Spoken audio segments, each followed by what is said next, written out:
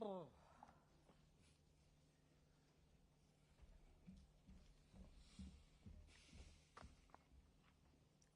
good evening, everyone. Goedenavond. Good evening, everyone. Goedenavond. Welcome to this press conference following the informal leaders' retreat. The meeting just ended. President Costa and President von der Leyen will deliver some press statements, and then we'll have the time to take some questions. President Costa, you have the floor. Good evening. Today, the leaders held a strategic brainstorming on Europe's competitiveness, on how to build a more competitive and resilient economy that will promote our prosperity, create high-quality jobs, and ensure affordability. Today's discussion in Bilzen brought a new energy and a shared sense of urgency around that objective. And most importantly, today we paved the way to agree on concrete actions in the March European Council. First, there is unanimous agreement to continue to push ahead with our ambitious simplification agenda as developed in the Ursula's recent letter to the leaders.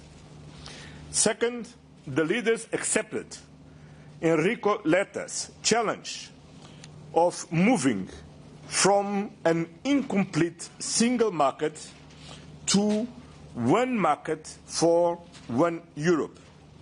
This is urgent and must be done in 2026 and 2027. Also, we all agree with the importance of moving forward quickly this year with the 28th regime for companies to make sure that our companies can operate seamlessly across our 27 member states with a simple and single set of corporate rules. Third, I heard agreement that in some sectors, like telecom, we should allow for a degree of company consolidation to achieve the necessary levels of investment and innovation. This should be part of a kind of social contract to ensure that the consolidated companies do invest more and do innovate more. The leaders want truly European champions to emerge in strategic sectors. The ongoing review of merger guidelines plays an important role in this. Fourth, on electricity prices, the energy transition remains the best long-term strategy for Europe to achieve strategic autonomy and lower prices. But we need pragmatic solutions in the meantime, concrete solutions that focus on specific challenges of member states and some industrial sectors. Working closely with the European Commission, we will look at concrete measures in our next European Council in March. Fifth, on protecting strategic industries and reducing dependencies, there is a broadly shared understanding about the strategic importance for Europe to protect and reinforce certain sectors. I heard being mentioned defense, space, clean tech, quantum, artificial intelligence, as well as payment systems. We will map and identify our dependencies and tackle them through a diversification strategy. And on European preference, I feel that there is a broad agreement on the need to use it in the selected strategic sectors in the proportional and targeted way, after in the depth analysis to identify where is necessary and useful. Sixth, there is unanimity that Europe is open for trade and that an ambitious and pragmatic trade policy focused on diversification is in our collective interest, and we need to continue to support the excellent work made by the European Commission. Finally, no question about it, Europe lacks investment. There will be no competitiveness without more investment. Our focus today was mostly on how to mobilize private investment. And I was pleased to hear an unanimous support to accelerate the savings and investment union. Europe needs a single and efficient financial system which can better turn European savings into investments in Europe. But public investment will also play a decisive role. And here we need to have a conversation about the role of European instruments in the context of the multi-annual European budget negotiations, MFF, but nobody knows what is MFF. Okay, the multi-annual budget of the European Union. Let me conclude by recalling the ultimate goals of all our efforts: economic growth, industrial innovation, quality jobs, affordability. Now, we will turn the results of today's discussion into concrete commitments and timelines in the European Council in March. After that, we will focus on delivery. And let me be clear, in 2026, Europe will deliver. We did on defense last year, we will on competitiveness this year. Thank you very much. Madam President. Yeah, thank you very much. One Europe, one market. This was indeed today the headline of the discussion, and this is our ambition. One Europe, one market. We want to be there at the end of 2027. We had an excellent discussion with the leaders today on the broader topic of competitiveness, and indeed, to answer to this ambition, we have agreed that next European Council in March, I will present a One Europe, One Market roadmap, an action plan that shows very detailed what are we going to do with timelines, with targets, and with a clear limit of time also to deliver. And the ambition is that we will have this document committed and agreed by not only the Commission but also the two co-legislators, that is the European Council and the Parliament. We have more or less 5 building blocks for this One Market Pact. The first is indeed reduce administrative burden. So this has different layers, and it has, of course, the European level but also the national level. First of all, it was important to acknowledge 10 omnibuses are on their way. 3 have arrived at their destination, but 7 are still on their way. So we need now the co-legislators really to speed up to bring them over the finish line, because this means 15 billion euros of cutting red tape for our companies, for our economy every year. Second, we will, after having done the omnibuses, and more will come, do a deep house cleaning on the acquis, present on this one a plan with first proposals. I said we will look at all levels. We have to crack down on gold plating. Gold plating are these extra layers of legislation, European legislation, but done individual by member states, so that as an effect you have European legislation, but 27 different realities in the member states. We want to crack down on this gold plating. This means less directives and more regulations, because a regulation sets one clear goal for all 27. And my ask is and was to the co-legislators to propose and accept only strictly technical delegated acts or implementing acts. We have too many delegated acts and implementing acts, and these should only be technical definitions. We will introduce sunset clauses for laws so that we also have a certain time after which there's a sunset clause on a law, and the legislator can decide on whether to continue or change completely the law. And finally, there will be once a year a report to the European Council on the simplification progress and on the cost reduction. That's a simplification. Second building block is building one market. Indeed, when companies want to scale up in our market, they face difficulties because of the fragmentation that our market of 27 has. And therefore, we will propose the 28th regime, EU Inc. we call it, before the March European Council. This is the principle that wherever you are in the European Union, you can digitally, within 48 hours, have an EU Inc. You can operate it completely digital, and it is one single and simple rule across the whole European Union, therefore the 28th regime. We also agreed building one market that not only needs to be there, the 28th regime, but also the savings and investment union, to have one deep and liquid capital market.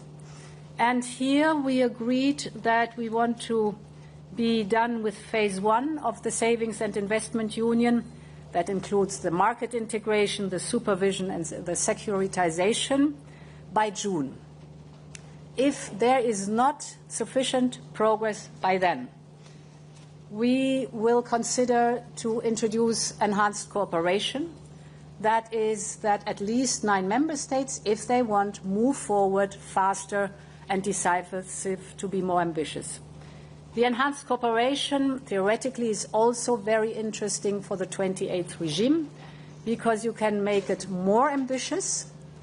And if not all 27 immediately want to move on the 28th regime, we could go into the enhanced cooperation.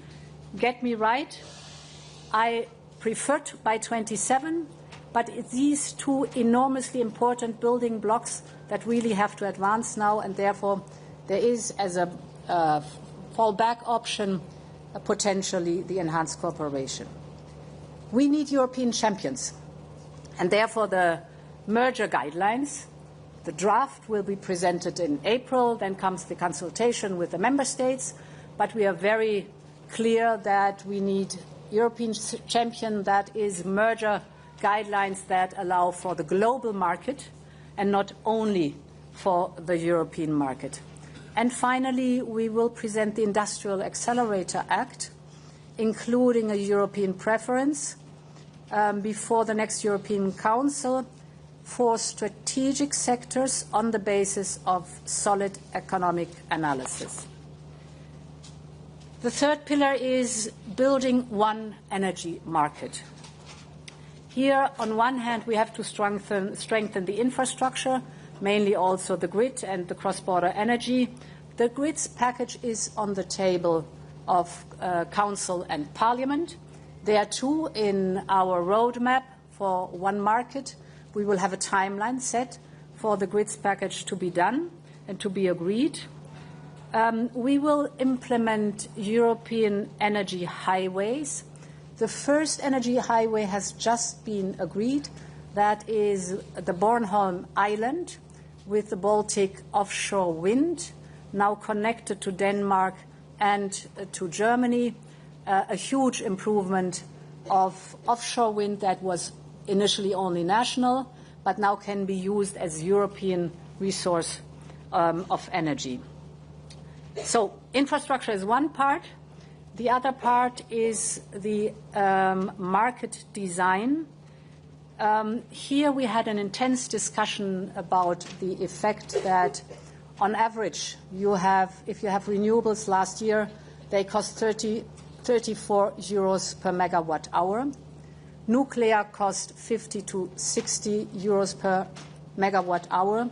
and gas cost 100 euro per megawatt hour. And the discussion is intense. Why our merit order system in the very end takes the most expensive resource, and this is the price-setting mechanism then. We did not come to a conclusion. I want to be very clear on this one.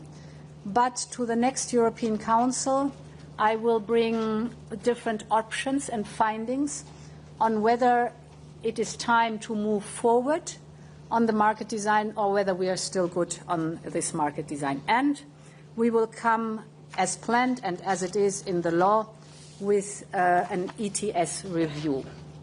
Fourth pillar is the digital. We agreed again here, the Digital Networks Act. You mentioned the telecom merger possibility. That's in this DNA, Digital Networks Act. It's on the table. We will have timelines in the roadmap so that it moves forward rapidly. The same goes for the European Business Wallet. That will make it possible that you have a unique digital identity and a single channel of correspondence as company with governments and with all 27 governments in the European Union. An enormous step forward on digital simplification. Here too there will be, as of March, a timeline to proceed. And finally, looking forward, there will be the proposal for tech sovereignty package. This includes a CHIPS Act 2.0, a Cloud and an AI Development Act. Last point on the digital, we also looked at the infrastructure that we need for high computing power. You know, we have the AI factories. We will upgrade them to ecosystems of AI gigafactories. And here, too, we discussed the enormous response that we got Europe-wide for our proposals, and this we will launch in June. Last but not least, an important pillar, this is not within the one market, but it is trade, which is, of course, of utmost importance for our market. Here, the leaders were very supportive on swift implementation of the newly agreed trade agreements. It is Indonesia, it is Mercosur, India and Switzerland. And, of course, very encouraging to continue the work with future agreements, be it ASEAN, Gulf states or Australia, for example. I finish here. Thank you very much. I will now open the floor for questions. The first one goes to Rob. Hello, I'm here. Rob Herbout for VRT, Belgian television. Yesterday, industry leaders in Antwerp called for lower energy prices. They want it as soon as possible, but if I understand you well, you will come with proposals for the merit order in March, with a review of ETS in July. This means that energy prices will not go down in the near future. What is your answer then to the industry? When will they go down? So energy prices have to go down. They did go down already when we see where we came from the energy crisis that was unleashed by Russia 3 years ago. But they have to go down more because they are structurally too high. Why are they structurally too high? There are two main reasons. There are other side reasons too, but two main reasons. The one is our dependency to import fossil fuels, and therefore we are dependent on the global market prices and the volatility of the market prices. And as I just said, the cheaper, more secure, because homegrown energies are nuclear and renewables that we have here homegrown, and that provide us also with energy security because it gives us independence. So the discussion is indeed, why is the system coupled to the gas prices? And we will look into that. If there is a change, of course, this will have an enormous effect on the energy prices in the very end. But I must also say a second leg is very important, and that is the infrastructure. Because the cheap energy produced by low-carbon sources needs to go where it is needed, when it is needed. This is the most important principle. And with a lack of grids, with a lack of interconnectors, this cheap energy cannot flow to where it's needed when it's needed. So full focus on that topic, and indeed the energy prices must go down. Okay, next question goes to Barbara.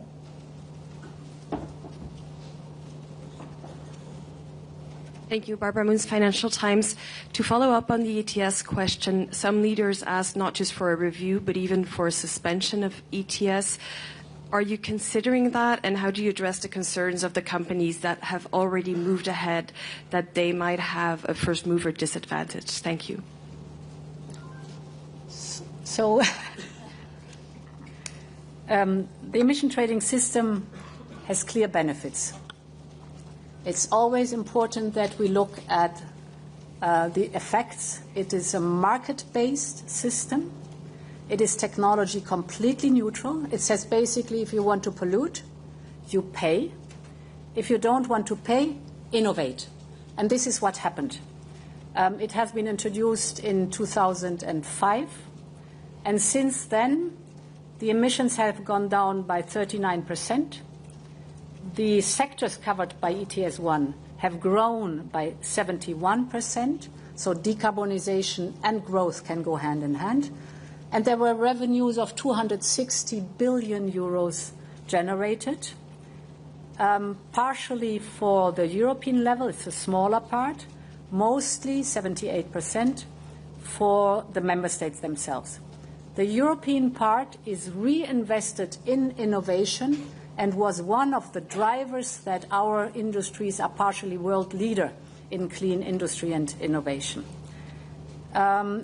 So the ETS has also elements that if the price, for whatever reason, is going too high or the economic circumstances are tough, that you can, with the market stability reserve, modulate the price. So certainly topics where we will look into when we will have the review, and we have to look at other elements that might be of importance. For the price itself of energy is very important. The first part is, of course, the energy source itself, so the gas price, for example. But then you have grids fees, network fees. They are quite substantial. Then you have the taxes, the national taxes, and then only comes the emission trading system. It is from member state to member state different, the composition of these four elements. So some member states have higher taxes, some have very low taxes. In some member states, ETS is higher, in others it is lower, etc. So as you see from my words, it's a complex element. But as I say, ETS has its benefits. My last comment, if I may, the emission trading system created a whole industry of clean tech. And this industry is, and they were also yesterday in Antwerp, the power sector, for example, is also very vocal by saying we have invested in decarbonization. We rely on the fact that we want to be climate neutral by 2050. So we need also the reliability on your side that our investments pay off. Just to add, because need to be fair, it's true that there are some leaders who don't like ETS, but there are several leaders who like ETS and took the floor to defend the system. Then that's the reason, because we need to continue our discussion on this issue. Okay. Next question goes to Irini. Hi, it's Irini Kostaki for Cyprus News Agency. First of all, President, there's an urgency. How fast can we really do things, and will the enhanced cooperation bring more fragmentation in the end? And a general question for both of you. As regards the single market and the 20th regime, a proposal brought forward from LETA, but we also have applicable since 2004 the European Company Statute that took us almost 30 years of negotiations to finalize. Since we're talking about simplification, why can't we just amend things faster and we need more tools to negotiate from the beginning. Thank you. Well, first of all, I will work to avoid enhanced cooperation and to ensure that all the 27 member states agree in the common regime. This is our first goal. If it doesn't work, of course, the Treaty of Lisbon offers several solutions. One of them is the enhanced cooperation. Second, is precisely because we need to offer to companies, new companies, and companies that exist already in the market, the opportunity to work across the 27 member states with just one set of rules and not several rules. Because when a company from Belgium wants to work in Italy or Germany or Spain, they need to work with 5 different corporate laws. And what we need, and to offer to the companies the opportunity to work with only one law, one only corporate law.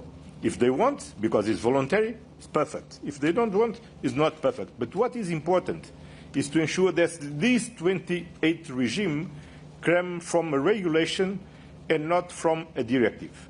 Because if it comes from a directive, it is not anymore a 28 regime, but a 28 regime with 27 different translations. Then we need only one regime then to boost the capacity for our companies to work across our market. So I was told that the European company, as you said, 30 years or more of work in it, is very complicated. This is also a teaching lesson for us, what to do and what to avoid and what not to do. So the emphasis on one single and simple rule is very strong, and that's the ambition. What enhanced cooperation is concerned, as Antonio said, it's in the treaty. Often we move forward with the speed of the slowest. And the enhanced cooperation avoids that. As I said, at least 9 member states have to be part of it, but any member state can join any time. So if they say, okay, this functions, I want to be part of it, you can join. So it's an open door policy. Okay, we have time for one more question. Jan, please. Thank you very much. Jan Disseldorf with Süddeutsche Zeitung. One market sounds very good, but and you've talked about, President Costa, you talked about the sense of urgency that was present in the room and that is maybe more present than in the years before. Are member states really ready to pull through with what that means, which is fully opening up their services sectors, fully opening up their labor markets, and tear down the barriers that exist still in the single market? And President von der Leyen, you've said it yourself, a lot of the work has to be done at national level, and a lot of the work to complete one market is actually at national level. Are leaders really ready to fully open up their services sectors? I think it's really a game changer. This council, this retreat, have been a real game changer, because all the leaders accepted and adopted the challenge proposed by Enrico Letta to move from an incomplete single market to one market for one Europe. In 1992, we moved from a common market to the single market. And now we are moving from a single market to one market. It's ambitious. That means a lot of work, first of all to the European Commission, then for the Council and to the leaders. But we accepted and we adopted this very ambitious goal to conclude by the end of 2027 this one market. Yeah, the pressure and the sense of urgency is enormous, and that can move mountains. It was very clear that the leaders want to be very closely also involved in the speed of the delivery. I described that my goal is to have a roadmap that we sign in March. But besides that, we also have, I call it a living document, where you can track exactly where is a file right now. Has the Commission proposed? Is it stuck in Parliament? Is it stuck in Council? Is it on time? Is it not on time? So we create a lot of transparency about what is going on with the different files. And of course, this living document is not only for the Commission, it's for everybody. So the co-legislators, the leaders, also to keep track of the speed and of what we have promised. And I could sense today in the room that there was eager ambition also to be very clear that we will check on a regular basis where we stand, whether we are on time or whether there are delays and where they are. And the clear sign of the ownership of the leaders to deliver on this is that we agree with the specific methodology. Because as you know, the European Council is not co-legislator, but all the leaders understand that they need to have a very close control about what it happened in the different formations of the Council. And for this, we are not only adopting this goal, we are not keen to discuss the roadmap in March, but we will also introduce a monitoring system that the leaders regularly